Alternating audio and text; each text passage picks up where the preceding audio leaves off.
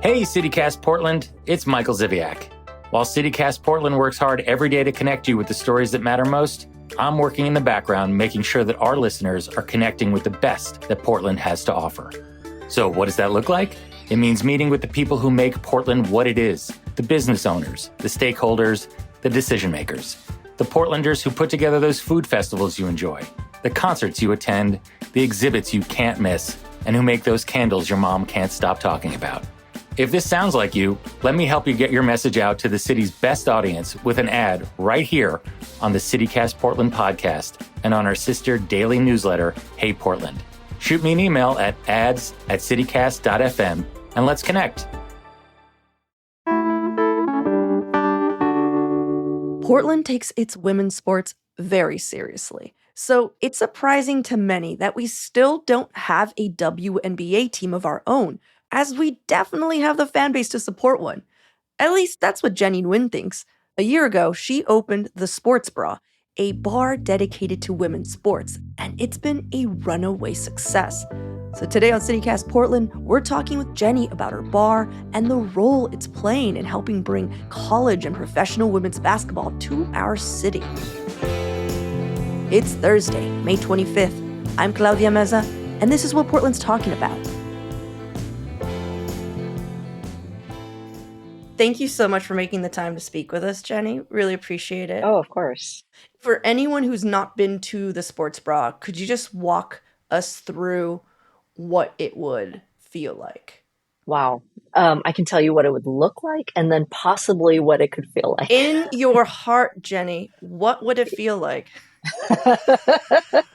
Well, so you walk in and it's actually a pretty small storefront, and it's actually a very quaint room. It's one single room, 16-foot ceilings, which makes it feel really nice and like warm but airy. And there's large windows on the front end. When you walk in, on the left side, there's a banquette, so seating and some tables. There's a shelf. It's full of trophies. We have big flags that line across the ceiling on the top, and then just tons of memorabilia, photographs of female athletes, famous female athletes. And just kind of, people refer to it as like the cheers for women's sports, which I feel like is appropriate. It's very friendly. And we have gotten so many people who come in and they either start filming right away, like they just want to capture the inside of the space. I have people who start crying right away. Really? I have people who see me and they want to hug me. And they tell me that being in there it feels complete, or it feels like whole. Yeah, it's very much community, a place where the community comes to celebrate, and in all aspects, not just sports. Yeah, I also feel like a place like yours, it really does, not that it needs it, but it does feel like it's further validating women's sports. Jenny, what do you think makes Portland such a supportive town for women's sports? Oh my goodness. I don't know exactly what that secret sauce is. No, you need to know. I need to know every ingredient in that secret sauce. Break it. So many ingredients. But so I was born and raised here in Portland, and I remember growing up and seeing the fan support we had an ABL team called the Portland Power. And I remember going to those games as a kid and seeing the fan support for them. And then when we had the Portland Fire, which was our WNBA team, we had the largest crowds in all of the WNBA at the time. And those games were like the stadiums would sell out. So I just remember growing up with a lot of support for women's sports here in Portland. And I think that, I think it's a kind of a liberal hub here in Oregon is one thing. And we also kind of embrace ingenuity, creativity, thinking outside the box, and kind of unconventional thought and businesses. And that's kind of a part of, we have the motto, keep Portland weird. So you think women's sports are weird? That's my gotcha question, Jenny. I'm just joking. I'm just messing with you. So do you think that's why, this is what made you think our community could support, your vision of opening the first women's sports bar in the entire world? Were you this is gonna go gangbusters, or were you a little hesitant, trepidatious? Oh, I was totally scared to death. I would say I was probably scared to death until about 6 months ago, that Oh, it was not going to work. wow. No, I had no idea if it was going to be successful or not. I thought that I had a great idea. I thought it was a good idea. I thought it was solid. I thought it had a great foundation. And everyone I know is a sports fan or at least a fan of me. And so when I came to them with this idea, people were like, "Oh my God, that's brilliant. It's going to go great. I love it. Do it." But I also feel like these are the same people who, if I had said that I wanted to open a library for cats, they'd be like, "That's a great idea. I love it. Do it." So you just never know when you're just talking to your people, right? And I really didn't know if it was going to catch, but I did know that, and I'd written this in my business plan, that if it didn't work, if this concept didn't work in Portland, that I did not believe it would work anywhere else in the world. Wow, that's a bold Yeah, statement. I felt like Portland would embrace something like this. It's true. And maybe it wasn't for everybody, but Yeah, I mean, we love women's sports and we love a good pun. And I think you gave us both, you know? mhm, So, I mean, I was really surprised that your bar has only been around for like what, a year? a year and 1 month, yes. It's just like a mother to a child. Like a year and a month. She's Mhm. walking now. So this is what's crazy is that when I went to the bar, I went to see the Thorns win the NWSL championship, and it was bananas.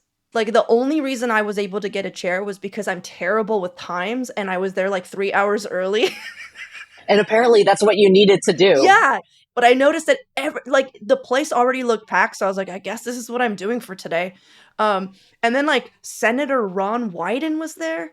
It was insane. And so to me, it just felt so established. But let's talk about Senator Ron Wyden for a sec because I saw a photo a few months ago of some like WNBA headquarters person and Senator Ron Wyden at your bar discussing the possibility of the WNBA coming once again to our town. Like, can you share a bit of what went down in that conversation, how they involved you? Like, So that was the WNBA commissioner, Kathy Engelbert, was here.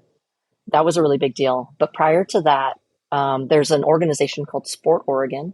So the committee travels around the country looking for the next location for women's Final Four. And Portland has been on this like nominee list for a long, long time. And we're up to be on that list again. And so Sport Oregon reached out to us at the Sports Bra and was like, "Hey, you guys are a thing.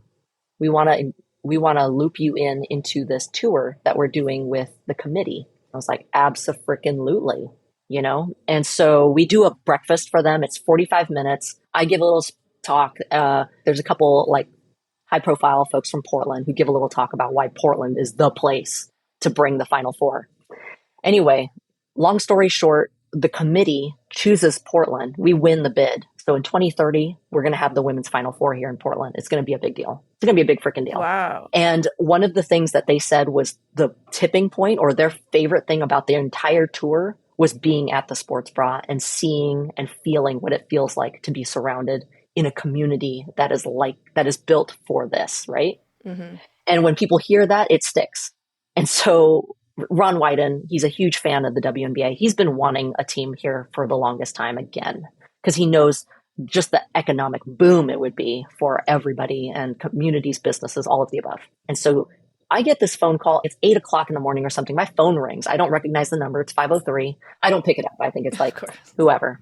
So I just snooze it. And I get this voicemail. And it's like, "Hey, Jenny, it's your friend, Senator Ron Wyden here. I have this idea I want to swing by you." So, of course, I call him right away. And we have a powwow. It's about bringing Kathy and putting together like a who's who of Oregon women's sports and having a kind of a panel, hosting a panel at the Bra Hmm. while we're closed, on a day we're closed.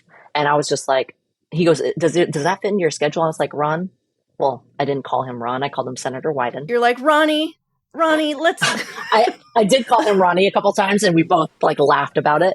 But I was like, "Senator Wyden, I don't care what day or time it is. We're going to make it happen. Like, this is important." And so, yeah, so that's how it came about. It was awesome. It was awesome. You know, I've noticed that women's basketball seems to have been gaining traction these past few years. Like, I feel like This is the first NCAA series where I actually heard the women's teams and star players in mainstream conversation. What do you think changed? Do you think the players have gotten better, or are people just getting over their biases and finally watching the games? Honestly, I think it's a combination of a lot of things, but mostly that there's a lot more content out there. We have people who have their own podcasts whose interests are only women's basketball, whose interests are very focused, and they have loud voices. They have great, huge followings. And so you have more people out there creating awesome content for this stuff. And of course, people are going to hear about it. So I think that that's one part of it. I also think that investment has been more than there has ever been. And so the ability to have it on primetime, the ability to have these stories, and the teams being followed, not just at the championship game and not just Final Four and not just Sweet 16, but the leading all the way through the season, all the way up to it. I mean, these games are being broadcast more than they ever have before. So people have bought into these stories, and it's the stories that capture people. It's not these individual games. You know what I mean? So everybody at least has a background on who Angel Reese is. They at least have a background on who Caitlin Clark is. And all of those things haven't happened even 5 years ago for women's sports. So I think that's a big part of it. I think female athletes or women athletes have been exceptional for a long time. I do know that as we invest more and more into girls and women's sports, their ability to increase their level of play absolutely has gotten better because of the investment. Okay, let's take a quick break here. But when we come back, let's talk about how close we actually are to having a WNBA team.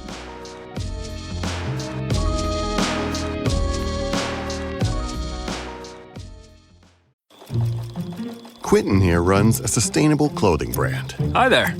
He's excited that his shipping company, FedEx, has set a goal of having carbon-neutral operations by 2040. Impressive. When an influencer tweeted about his recycled bamboo t-shirts, Quentin unexpectedly became quite popular. I'll take it. He uses FedEx to reach new customers around the globe, while making Earth a priority. FedEx, where now meets next.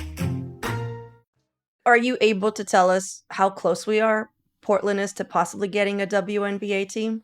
I wish I had the inside scoop. I don't have any secrets about that. I want it, and I'm optimistic. Do you want to text Ronnie right now? I have a phone. Let's Oh text him man, right now. if it was up to him, we would have had one like 5 years ago. So If it were up to you, what would you name our WNBA team? oh my gosh, it's so funny because I did a podcast at 9:00 this morning and they asked me that same question. And I'm not That's sure so I've told funny. anyone else. So they were the first to know, but I'm happy to tell you guys too. Okay. So that if and when the team does get named this, that everybody will know that it was my It was idea. you. Yeah. So what I would name our team is the Portland Trident. Like with the sea trident, Yes, not the gum. correct. Do you know why? Don't know. Tell me. So are you familiar with the Portlandia statue? Oh yeah, the Portlandia statue. Yeah. So that's why. That's why I love the Portlandia statue. My goal is to have the Portlandia statue tattooed on my back. So if you know anybody who's Whoa. really good at like realistic like statue drawings of tattoos, I want it all on my back because I think that'd be dope. But anyway, she seems like an extremely powerful image, Portlandia, and she's holding a trident. And historically, the trident stands for the three things that has built like Portland economy, which is like fishing, timber industry, and I think there's one other one that I Rock can't and roll. remember. Like Go on. I want to Rock- say grain, but Okay. rock and roll, sure. Fine. Grain. But I do think the trident is cool, and I do think that Portlandia would make an awesome like logo somehow. Yeah. Kind of like the Liberty has the Statue of Liberty. That's pretty rad. Oh yeah, well we'd have Portlandia, which technically, I mean, both powerful women, basically. I think that's good. I was thinking more like the Portland DJs. We have a lot of DJs, and I think people would know it's us. Tell me you haven't DJ'd one night somewhere, Jenny. Me personally, I have you- never DJ'd. You No. are the I only will- person in this entire town who has never DJ'd once, I'm telling you. Because Okay. everyone's DJ'd something. You seem to know music. I mean, I love music, and but I would never pretend to know how to be a DJ. So I don't know who's listening, but if you want to vote, Portland disc jockeys, DJ, but I would say DJs. Yeah, I feel like Portland. jockeys in there is, Yeah, it's a little there's something odd. about it. Yeah. Right. I think, you know what it is? I'm loving the trident. I want a pun. I think that's what it is. You're really good at coming up with puns. It's going to come to us. It's going to come to us. Why aren't there more places like yours, you think? Because, I mean, I did hear that yours was like the only women's, focused sports bar in the world. Do you know if you're still the only, women's focused sports bar in the world, or? I know for a fact that other people will be doing it because I've been kind of consulting with some folks from around the country who want to open their own women's sports bars. And, I have friends that are just like, why are you helping them? But ultimately my goal is just to spread the mission far and wide. And whether that's an already existing watering hole, changing a channel, or, hanging a WNBA flag up on the wall, or somebody wanting to start their own women's sports bar. But we had Rough and Tumble opened in December in Seattle. They play men's sports as well, but they focus towards women's sports. And then just maybe 2 months ago, a sports bar in Salem, Oregon opened up, and they are only women's sports. And so I know for a fact that things are happening. That's so cool. Would you ever want to do like a chain, sort of like Hooters, but it's sports bra? I would never want to do a chain like Hooters. Well, it wouldn't be like I mentioned a chain, and I mentioned the most ironic one because it would be the opposite of Hooters. Sure. Yeah, no, the goal, we're in the process of planning an expansion. It's going to happen at a pace that I feel comfortable with because ultimately the culture and the mission are the two things that are the most near and dear to my heart when it comes to the bra. But when I think about the impact it has had on people who walk into the space, and not just the people who walk in, but the community and like everything that we've been a part of and the conversations that it sparks and the movement that it has created already in just this one, a 40-seat tiny little tavern, on Broadway. I would love for that impact and for people and communities to have that experience all over the planet. And so ultimately world domination would love that, but in a way that feels like the right way and is mission oriented and continues the culture that we've created here, because it really is something special. So yeah, I don't know about franchise, but I do know expansion is definitely in the near future. That's awesome. Jenny, while you were talking, and I was very much listening, I also thought about another name. For a team? Yeah. Let's do it. With a pun. Portland Bad Bridges. Oh my goodness. Come on. Did you just drop the mic? Was that the sound of the mic being dropped? Just like slammed my hands on the desk and it reverberated. Bad Bridges. I mean, yes, Trident is, an actual name that somebody would use, but I would call them Bad Bridges in my heart. I love it. I love it so much. You do? Mm-hmm. I do. Will you tell Ronnie? I will. I will tell it in exactly the way you did with the hand slap and everything. Well, then you're welcome on the show anytime. Terrific. And maybe I can DJ too. Yeah, that's what I was wondering. Maybe you can be the CityCast Portland DJ, Jenny, because I feel like there's a lot of potential here that we haven't tapped into. Oh boy. Okay.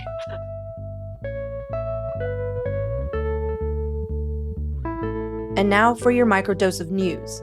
The Republican state senator's walkout has now lasted 3 weeks, but Republican leadership now says they're willing to return to work on June 25th, but only to prevent a government shutdown. Now that's the final official day of the legislative session, but they say they still won't vote on several bills on topics like abortion rights, access to transgender healthcare, or gun safety. So, yeah.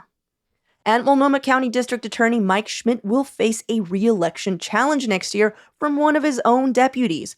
Nathan Vasquez, who is a senior deputy district attorney, says Schmidt hasn't done enough to address gun violence and drug addiction. Plus, the recent Multnomah County tax measure to fund tenants' evictions lawyers that lost did so in a historic way. It was the worst defeat a local ballot measure has received in the last 30 years. Less than 20% of people voted yes.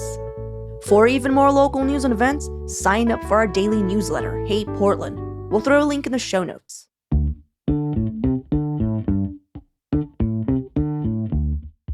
That's all for today here on CityCast Portland. We'll be back tomorrow morning with more from around the city. Until then, see you at Slim's.